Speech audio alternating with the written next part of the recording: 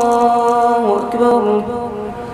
الحمد لله رب العالمين الرحمن الرحيم مالك يوم الدين إياك نعبد وإياك نستعين اهدنا الصراط المستقيم صراط الذين أنعمت عليهم غير المغضوب عليهم ولا الضالين.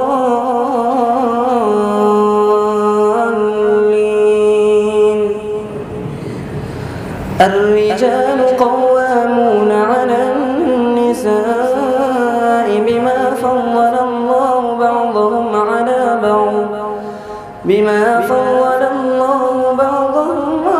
بعض وبما أنفقوا من أموالهم فالصالحات قانتات حافظات للغيب بما حفظ الله واللاتي تخافون نشوزهن فعظوهن واهجروهن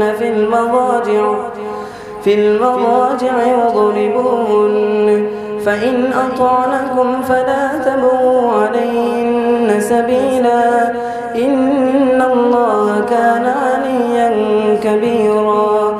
وإن خفتم شقاق بينهما فابعثوا حكما من أهله وحكما من أهلها إن يريدا إصلاحا يوفق الله بينهما إن الله كان عليما خبيرا. واعبدوا الله ولا تشركوا به شيئا وبالوالدين إحسانا وبذي القربى واليتامى والمساكين والجار ذي القربى والجار الجنب والصاحب بالجنب وابن السبيل وما ملكت أيمانكم إن الله لا يحب من كان مختالا فخورا.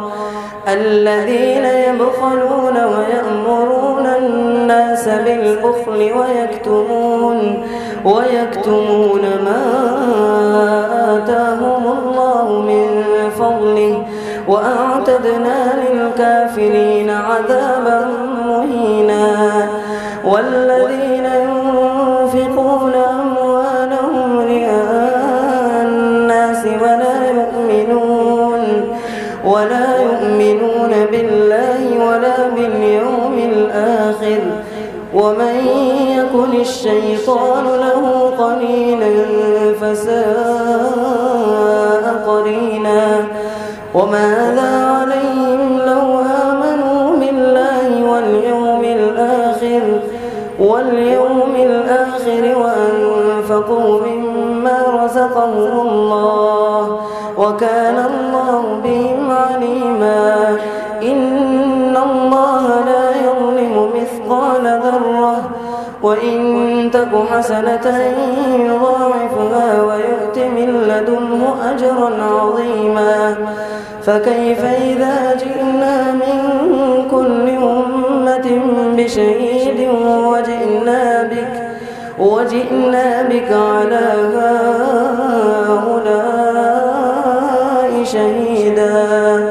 يومئذ يود الذين كفروا وعصوا الرسول لو تسوى بهم الأرض ولا يكتمون الله حديثا. الله أكبر.